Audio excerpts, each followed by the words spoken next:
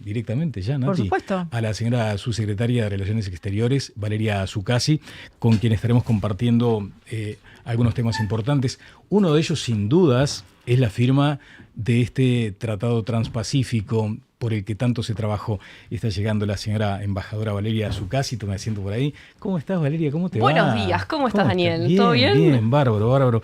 Mira, ¿sabes qué? Me nace al principio felicitarte como ciudadano uruguayo. Gracias. Porque se ha obtenido un logro importante, sabemos que es una fase, Sí. sabemos que son etapas, pero lo que sí sabemos es que hoy hay otra certeza respecto a ese acuerdo, a ese tratado.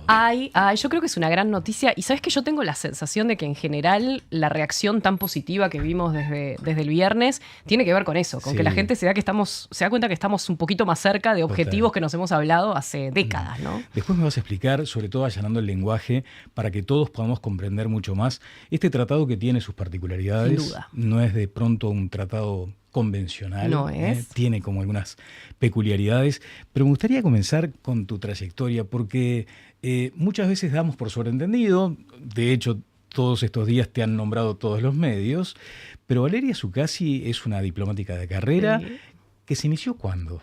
En el 2002 ingresé por concurso de oposición y méritos a la Cancillería, habiéndome recibido hacía apenas unos meses de licenciada en Relaciones Internacionales en la Universidad de la República, sin tener la más mínima idea de dónde me estaba metiendo. Había hecho una pasantía en el ministerio y aún así, como yo siempre le digo a la gente que hace la misma trayectoria, decidí entrar. Y la verdad que me cambió la vida, ¿no? Me cambió la vida. Yo siempre digo, yo no me había tomado un avión conscientemente hasta que entré a la Cancillería y ahora vivo a veces arriba de un avión, ¿no? Entonces es una carrera que no es solo carrera, sino que es un tipo de vida, un estilo de vida que te cambia completamente Claro. de dónde venís y lo que hacías. Con una hija además. Con una hija chica que está por Chica. cumplir 3 años, que Sí. nació en Malasia, además, esas cosas bien Esas extrañas cosas bien de la de carrera. diplomáticos, Sí, ¿no? sí, exactamente. Muchas veces se menciona la importancia de profesionalizar la gestión de la Cancillería y sos una muestra de eso. Sí, y sabes que yo siempre insisto con algo. La carrera desde hace muchos años, desde el regreso de la democracia, solamente permite acceso a través de un concurso de oposición y mérito. Y desde el 91, solamente para acceder a cada escalón de la carrera, a cada grado que tenemos nosotros, se puede hacer a través de concursos también, que son súper competitivos, que son súper exigentes. Y eso ha llevado a la profesionalización. Lo que pasa que a veces no se ve, porque la gente se queda con una resolución de un presidente. Ve Claro. que te nombraron de embajadora, ve que te nombraron de cónsul, y que el que te nombró es el presidente tal o cual, y asumen que vos sos un representante de ese partido que te nombraron y no se dan cuenta que hay una trayectoria, una carrera. Vos pensá en esto. Yo entré a la carrera con un gobierno colorado. Fui ascendiendo, mi primer destino me lo dio un gobierno frente amplista y mi primer destino como embajadora me lo dio un gobierno de coalición con un presidente blanco. Claro. Entonces, eso es la carrera y eso es la profesionalización del servicio. Pero ¿cómo se administran los vaivenes de la política partidaria? ¿Sabés que se administran mucho mejor de lo que la gente piensa? Nosotros nos dedicamos a asesorar y eso lo tenemos clarísimo. Cuando estás adentro de la carrera, vos lo que haces es cambia al jefe, sea el ministro o el jefe o la jefa directa, y vos lo que haces es contarle en dónde estás en cada tema. Y la decisión política después la toma quien la tiene que tomar. Pero nosotros, por eso para mí hablar de políticas de Estado es tan fácil, porque yo he visto tanto cambio de gobierno y al final del día las diferencias no son tan grandes. ¿Por qué? Porque la base sólida de tener un cuerpo diplomático profesional te lleva a que la conclusión al final del día no es muy diferente, porque los hechos son los hechos. Bueno, hechos son los hechos como este más reciente, Exacto. ¿no? Donde se advierte una política nacional, lo mencionó el expresidente Lacalle Pou, de hecho ustedes digo las autoridades de la Cancillería, llamaron a quienes estaban en la Cancillería antes. Ahora, no es un cargo político partidario, entonces el tuyo en particular. Yo creo que es un cargo político porque es una designación política. De hecho, yo estoy suspendida de mi carrera profesional mientras estoy ocupando el cargo de subsecretaria, pero creo que también, y eso el presidente Orsi lo dijo cuando presentó al gabinete, tiene que ver con esta conformación un tanto diferente de este gabinete que combina lo político con lo técnico también. Exactamente. Valeria, bueno, decíamos una hija malaya. Sí, nacida en Malasia. Nacida en Malasia. No le dieron la nacionalidad porque era hija de una diplomática, entonces ahí... ¿Cómo funciona eso? A ver, contanos. Es terrible. Dependiendo del país, En Malasia, por ejemplo, si los niños o las niñas nacen de padres o madres diplomáticos, no tienen el derecho a la nacionalidad ni a la ciudadanía. Por lo tanto, ella es uruguaya y es francesa también por parte del lado de mi marido. Así que no es Malasia, pero sí su cédula de identidad dice nacida en Kuala Lumpur. Así que imagínate cuánto sabrá de eso. Claro. Bueno, estaba leyendo parte de tu extensa y muy exitosa trayectoria. Ahora subsecretaria, pero antes embajadora en Malasia, como decías. Concurrente en Camboya, Tailandia, Brunei. ¿Estamos mirando poco a esa región? Poquísimo, poquísimo. Yo siento que de a poquito lo vamos cambiando. Me parece que hablamos mucho de esa región. Si escuchás los discursos, los debates de hacia dónde proyectarnos como país agroexportador, se habla mucho del sudeste asiático, pero se hace muy poco, muy poco, muy poco. Y eso lo estamos tratando de cambiar. Yo lo he dicho desde que asumimos. Para mí la prioridad tiene que estar en esos países porque son los países de mayor crecimiento de consumo, que necesitan nuestros productos. No hay que pelear ahí para explicar por qué la carne uruguaya es buena o los lácteos uruguayos son buenos, pero para eso no hay que confundirse y pensar que con una ida o con un viaje de alto nivel alcanza. La presencia tiene que ser permanente, la cercanía tiene que ser permanente. ¿Y están trabajando en eso? Estamos trabajando mucho, obviamente que tiene que ver, yo me dediqué a hacer durante los últimos 4 meses una gira que incluyó a prácticamente todos los países de esa región. Obviamente que lo del CPTPP estaba por ahí como prioridad, pero también tenía mucho que ver con retomar relaciones que en algunos casos me decían hace 10 años, 15 años que no viene una autoridad uruguaya a visitarnos.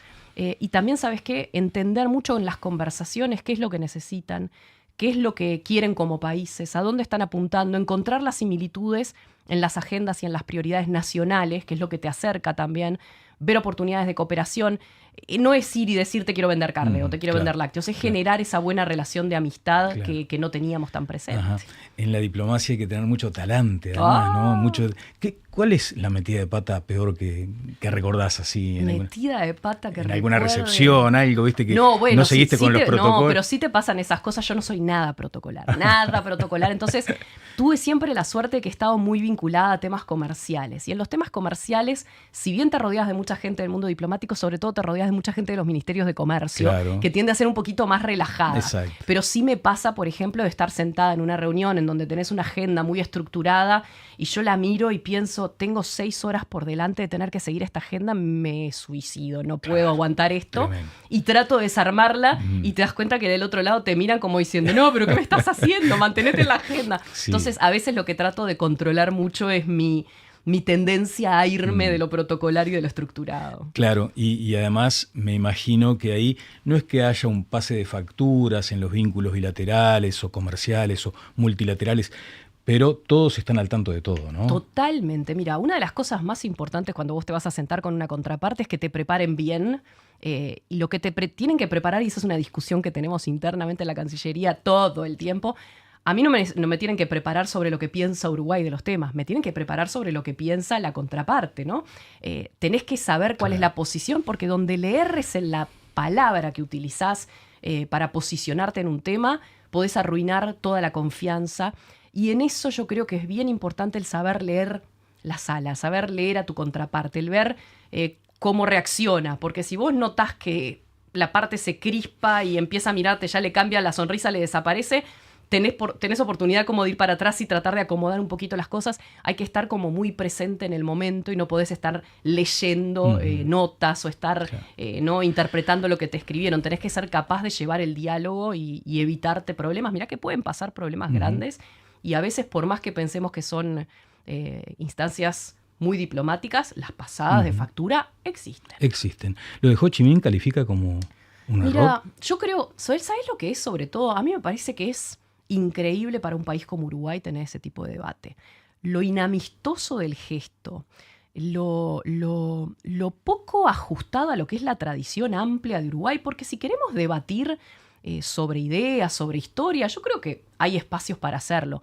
Ahora, insultar a un héroe nacional de un país que consideramos amigo y con el cual estamos tratando de establecer mayores lazos, a mí me parece muy, muy, muy alejado de la tradición uruguaya. Y yo el otro día lo conversaba con algunos representantes, incluso de la oposición, y yo les decía, miren, yo recuerdo al presidente de la calle Pou diciendo que los países no tienen amigos, tienen intereses. ¿cómo cuadramos esto con esa lógica que creo que es compartida por todo el sistema político? Pero además, desde una visión tan occidental, céntrica, pongámosle, tan alejada de entender, hay que ir a países como Vietnam y entender la historia, entender los efectos que tuvo el gas naranja, entender que hay gente que todavía tiene discapacidades por lo que fue la ocupación tremenda que vivieron. Entonces, también, ¿quién es uno para andar cuestionando a quién consideran el héroe porque fue quien los liberó? Entonces, el debate de ideas sí. El debate sobre cómo entendemos nosotros que debería ser la liberación de los pueblos, sí. Pero Uruguay es un país que no interfiere en los procesos de libre determinación de los pueblos y esto al final del día termina siendo eso. Entonces, me sorprende un poco, me sorprende la dimensión que tomó y me parece que al final del día no ayuda. Y ahora nos vamos a lo comercial. ¿Se frena en alguna medida la posibilidad con Vietnam? No. La verdad que Vietnam lo tomó con una gran altura, con un gran profesionalismo. No ayuda, ¿no? Sentarte, esto significa que de acá a las próximas 5 reuniones lo que vamos a tener que estar haciendo es pedir disculpas y explicar que esto no significa nada en la forma en que Uruguay ve al pueblo vietnamita y al país mismo. Pero por suerte del lado de Vietnam lo que ha habido es absoluta comprensión. La visita finalmente se postergó, tenemos que reagendarla para el año próximo. ¿Pero se postergó como consecuencia del debate? Yo no sé si no tenemos todavía, nos dijeron que había motivos personales de la vicepresidenta, pero no hemos recibido todavía la confirmación por escrito. Ellos rápidamente nos quisieron avisar porque ya se nos venía. Veremos después en las próximas discusiones que tengamos con ellos, pero sí destaco la gran comprensión que ha tenido todo este proceso con nosotros. Un debate que se solapó en el medio de este acuerdo transpacífico, ¿no? Mira, yo en el momento estábamos en la última semana con los últimos esfuerzos por el CPTPP y lo único que yo decía es no, por Dios, más problemas no. Nosotros siempre tuvimos muy identificados cuáles eran los países que todavía no estaban convencidos y que todavía no apoyaban el ingreso de Uruguay. Vietnam nunca fue uno de ellos. Y además Vietnam es la próxima presidencia, ¿no? Durante todo el año próximo, que es el año en el que vamos a tener que negociar nuestro ingreso, claro, son ellos. Y por lo tanto lo único que uno piensa es decir, che, qué necesidad. Mira que hemos pasado cosas complicadas en estos tiempos y ahora venir a complicarnos por la estatua de Ho Chi Minh. Hablemos ahora, Valeria, si te parece, de la importancia estratégica para Uruguay del Transpacífico. Decíamos que es un acuerdo diferente a los que habitualmente conocemos. ¿En qué consiste? Y si aplica la lógica también, me imagino que sí, de ganadores-perdedores. Es un acuerdo diferente primero porque son 12 partes por ahora. Esperemos que en breve 13 con el ingreso de Costa Rica, que está en sus últimas etapas de incorporación. Estaba antes que nosotros, ¿no? Le ganamos ahí en la fila. Estuvo Costa Rica en realidad no. Costa Rica ya empezó el proceso de adhesión y está bien por terminar el está proceso primera, de adhesión. No, ya perfecto, están. Nos sacó una ventajita. Desde que el CPTPP se creó, perdieron a uno, que fue Estados Unidos, que era miembro original y claro, que decidió retirarse, sumaron a uno muy rápidamente, que es el Reino Unido, sumaron al segundo, que era Costa Rica, y desde el año pasado estaban en debate sobre si se iban a una ampliación o, como querían varios países, si se concentraban en ordenar la casa. Muchos, por ejemplo, estaban diciendo que en vez de incorporar más países, lo que querían era establecer un tipo de secretaría que pudiera seguir el día a día de las negociaciones, de las discusiones y demás. Y en ese debate agarramos nosotros las cosas allá en marzo, abril, cuando había países que nos decían, miren, la verdad que para nosotros no es el momento de incorporar nuevos miembros. El mundo cambia, claro, con ese Liberation Day. Exacto. Y aquellos que en un principio nos decían, tal vez el año que viene, en 2026, podemos rever el tema de las nuevas adhesiones y demás, se dieron cuenta que la diversificación de mercados es esencial porque de un día para el otro te podés quedar sin a dónde mandar tus exportaciones, pero mucho más importante aún para muchos de los países de esa región, sin proveedores, claro, de alimentos. Valeria, de ahí surge, por ejemplo, la postura que en su momento asumió el propio canciller, diciendo que estaba muy lejos todo esto. Sí, tiene que ver mucho con el mensaje que recibíamos. El mensaje que recibíamos nosotros era 2026. 2026, este año necesitamos, incluso de quien iba a ser la presidencia durante 2026, que nos decía, miren, nosotros queremos priorizar, ordenarnos, no estamos pensando en nuevas adhesiones, se empezaban a incluir nuevos países. Entre medio de todo esto surge la propuesta de incorporarse de Ecuador, la propuesta de incorporarse de Filipinas. Hay otros varios países que también empiezan a aparecer por ahí. Y el mensaje por el momento era, divino Uruguay, ¿no? Sí, también eso de qué lindo Uruguay, los apoyamos, los queremos, son muy simpáticos, compartimos que ustedes cumplen con las características de este acuerdo, pero por ahora estamos concentrados mirando para otro lado. Claro.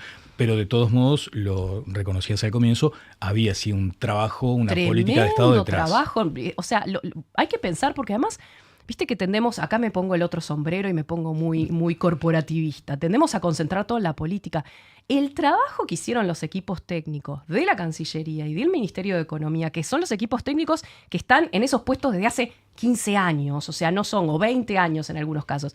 El trabajo que hizo esa gente de responder preguntas, de elaborar informes, de preparar lo que fue el proceso de adhesión, es tremendo trabajo que hay que valorarlo enormemente porque además en política internacional no hay nada que se resuelva en un proceso de 5 años. O sea, vos no podés iniciar, negociar, cerrar y ratificar un acuerdo en 5 años, salvo que sea un acuerdo muy limitado y con un esquema muy, muy chiquito. Entonces también hasta por reconocer el trabajo de mis colegas y en algunos casos amigos y amigas que siguen estando ahí, hay un trabajo enorme que se hizo que nos dejó en una muy buena situación en el sentido que mostramos lo profesional que era Uruguay para encarar esto, pero a veces esto no tiene que ver con el elemento de lo bien que hiciste las cosas, sino con el momento político.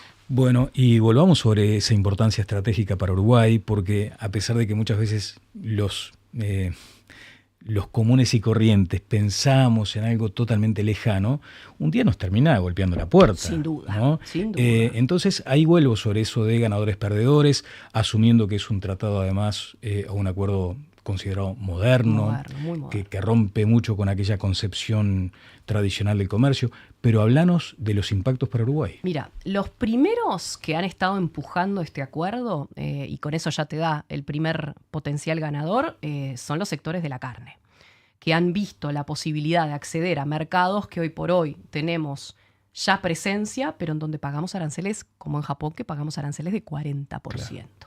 Entonces, cualquier mejora, yo no estoy diciendo que nos vayamos a un cero automáticamente de arancel, no se sabe, porque esto va a ser parte de la negociación, puede ser una cuota, puede ser algo limitado, va a demorar varios años en llegar. Pero el objetivo es el cero. El objetivo es no quedar tan diferente a lo que está nuestra competencia. Australia le vende carne a Japón. Claro. Se lo vende en mucho mejor condición que nosotros. Lo que nosotros queremos es poder hacerlo parecido, porque eso es lo que te va dejando afuera del mercado. Pensá en los lácteos.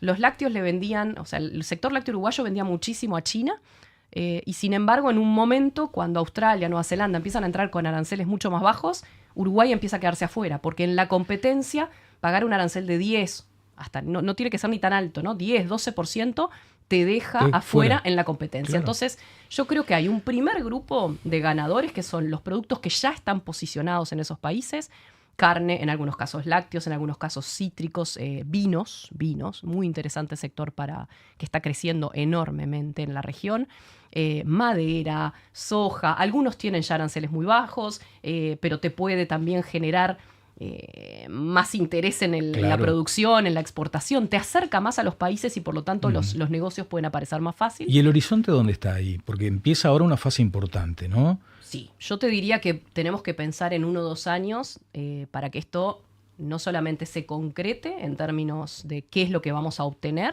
sino que después pase por la aprobación de los 12 o en ese momento ya 13 países y la ratificación parlamentaria. Lo que tiene de bueno el CPTPP es que como las prácticas más modernas va entrando en vigor a medida que los países lo van aprobando. Uno no va a tener que esperar a que los 12 o 13 lo aprueben para que venga.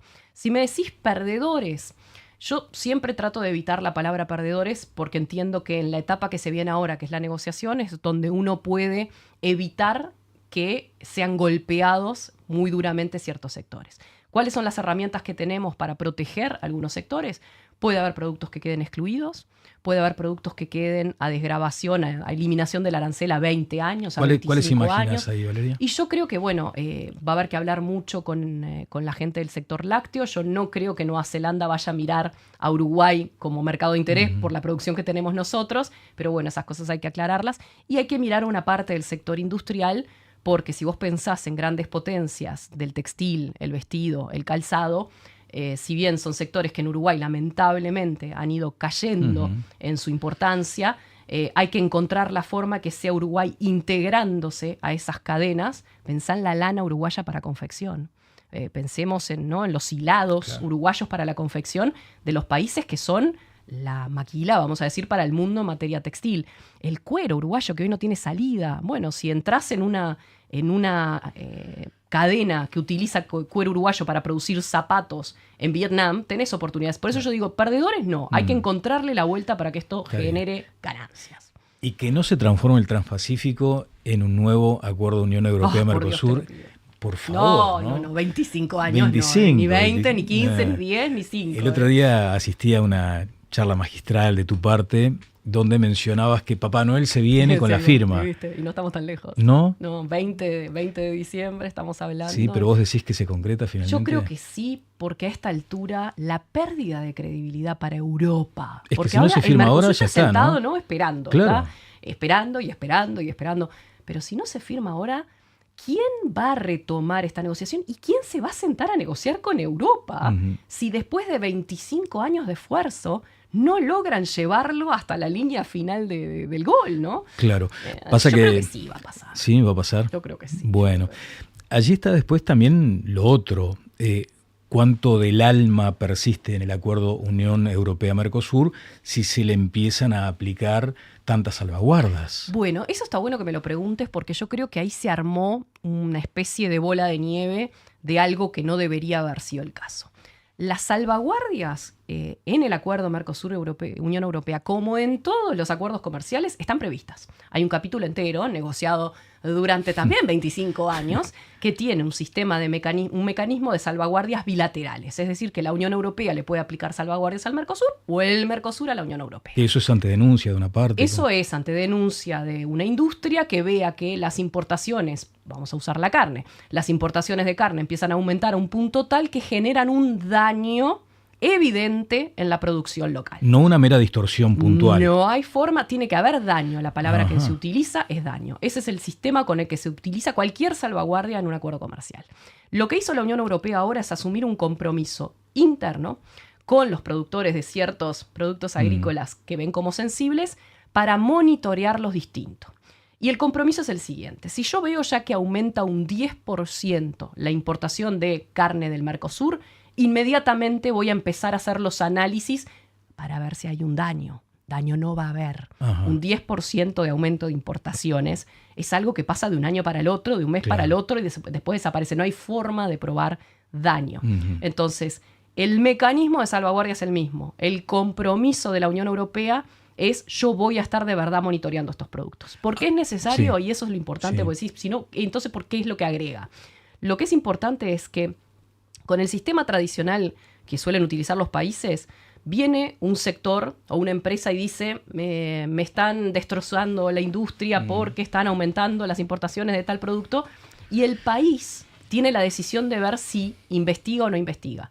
Con esto, la Unión Europea lo que hace es asumir el compromiso frente a sus propios sectores de que van a investigar a ver si hay algo. Pero eso no significa que te vayan a poner una salvaguardia, no significa que te vayan a limitar el comercio, se detenga la corriente, ni que se detenga nada. Entonces es más un compromiso de si te venís a quejar te voy a escuchar que otra cosa. Bien, allí después sí será necesario el voto de los parlamentos. Sin duda. Y no hay una dificultad adicional planteada ahora. Bueno, lo que nosotros estamos imaginando es que del lado europeo va a aprobarlo el Parlamento Europeo, no muy sobrado de votos, pero lo va a aprobar de acuerdo a la contabilidad que llevamos un poquito en estos meses, y con eso alcanza para que entre en vigor la parte comercial, temporalmente, provisoriamente, le dicen ellos. Entonces, lo aprueba Uruguay, lo aprueba el Parlamento Europeo, provisoriamente ya entre Uruguay y la Unión Europea entra en vigor. Para que el acuerdo entero entre en vigor definitivamente, ahí sí tiene que pasar por todos los parlamentos nacionales y locales. O sea, eso es a partir del 20 de diciembre, pongámosle. Exacto. La diferencia es que a nosotros nos alcanza, lamentablemente querríamos que el acuerdo entero, la parte de cooperación y política también. Porque son como dos documentos. En realidad es un acuerdo que se negoció como en dos partes. En ese momento se negoció en tres partes. La comercial, la de cooperación, la política. Sí. La de cooperación y la política se unieron y quedó después integrado todo el acuerdo, pero tienen normas distintas. Lo comercial hay competencia exclusiva de la Comisión Europea, entonces con el solo ok del Parlamento Europeo provisoriamente está en vigor. Es decir, que las reducciones arancelarias, las cuotas y demás, solo necesitan el ok del Parlamento Europeo. Bien, ojalá, vamos a esperar. Ojalá, vamos exacto. Bueno, ahí, sí, con yo gran entiendo que la gente a veces no lo crea. Sí, Mirá que yo a veces me levanto de mañana y digo, pasó mucho tiempo. Tal cual. Y después nos venimos más a la región con estos movimientos argentinos. Lo fácil o lo lineal sería decir se perforó el Mercosur, porque Argentina está haciendo lo que nosotros estábamos pidiendo, que era flexibilizar el bloque, aquello del corsé del gobierno anterior, del expresidente Lacalle Pou. ¿Hubo algo de eso? ¿Se perforó el Mercosur con estos acuerdos potenciales de Argentina con Estados Unidos? En realidad el Mercosur se viene perforando desde hace añares. Si lo pensás, Paraguay tiene un acuerdo no muy diferente al que cerró Argentina con Estados Unidos, con Taiwán. Claro. Brasil lo tiene con algunos países del Caribe. La diferencia es que nunca lo asumimos ni lo llamamos con todas las letras. Yo lo que creo es que hoy, a diferencia de lo que pasaba hasta hace unos meses, porque ni siquiera es un año, es unos meses atrás antes de que cambiara el mundo en lo comercial, hoy por hoy hay un reconocimiento de la realidad y de la necesidad de generar espacios de política comercial. Argentina lo necesitaba para su relación, que es una relación prioritaria con Estados Unidos. Brasil mismo lo está haciendo con Estados Unidos bilateralmente. Nosotros lo hicimos con el CPTPP. O sea que son dos cuestiones que van paralelas. Yo lo que siento es que hay, a diferencia del pasado, un acuerdo de nivel político. Si vos tratás de tener las discusiones de flexibilización del Mercosur a nivel técnico, el resultado va a ser siempre el mismo y es un no. Porque la gente que se sienta en esas mesas, y me tocó estar sentada muchos años ahí, claro. La gente que se sienta ahí, lo que te va a decir es no se puede. La letra dice Exacto. esto. Pero en el momento que un presidente o un canciller dice, miren, muchachos, yo necesito arreglar mi situación con Estados Unidos, lo lamento, la opción es esta, que fue lo que pasó a comienzos de año en Buenos Aires, y se resuelve. Entonces el Mercosur yo creo que lo que está mostrando es un signo de madurez que para el momento que transcurre es el que se necesita. Claro. Imaginemos una charla, ¿no? Levanta el teléfono el ministro Frati y te dice, che Valeria, a mí me va a perjudicar esto, me vas a meter en un lío enorme con mis amigos del campo. Por el acuerdo con Estados Unidos, yo no estoy tan segura, ¿sabes? Desde el momento que Estados Unidos hace unos días comunica que elimina el 10% extra de arancel para la carne, la presencia de Uruguay en Estados Unidos comparativamente es muy superior a la de Argentina. El tipo de carne muchas veces es diferente. La capacidad de Argentina productiva de atender al mercado de Estados Unidos no parece ser en el corto plazo tan real. Requeriría que Argentina quite parte de lo que está destinando a otros mercados para destinarlo a Estados Unidos. Y cuando se va Argentina de otros mercados, claro. ¿Quién aparece? Uruguay. Uruguay nomás. Exactamente. Uruguay nomás. Bueno, Valeria, muchas gracias por estos minutos. También, no lo dijimos, pero va de suyo que este acuerdo moderno del Transpacífico observa muy detenidamente ética, transparencia, sostenibilidad, pero sostenibilidad real. ¿Te preocupa en alguna forma? Porque Uruguay, en esta especie de colcha de retazos que se ha transformado la región, sigue exhibiendo sus niveles importantes de crédito en las instituciones, reglas claras, en fin, lo que todos sabemos. ¿Esto que está pasando con el acecho estadounidense contra Venezuela, te llama la atención? ¿Te preocupa? Sí, creo que nos preocupa a todos, estamos siguiéndolo de cerca, estamos muy acostumbrados a una América Latina en paz. Entonces, cualquier elemento que pueda sacarnos de esa paz, de la desnuclearización, de tantos otros elementos, obviamente que nos preocupa y lo seguimos con atención, esperando siempre que no pase a mayores y que quede en el nivel de discursos cruzados y amenazas veladas, pero que no se confirme en la realidad. Por ahora no va a haber comunicaciones de la Cancillería, por ejemplo, sobre este punto. No. Yo creo que no actuamos sobre situaciones que no se confirman. Muchas gracias. Por favor, un gran gusto. La señora subsecretaria de Relaciones Exteriores, Valeria Zuccasi. Nos vamos a una brevísima pausa y seguimos adelante.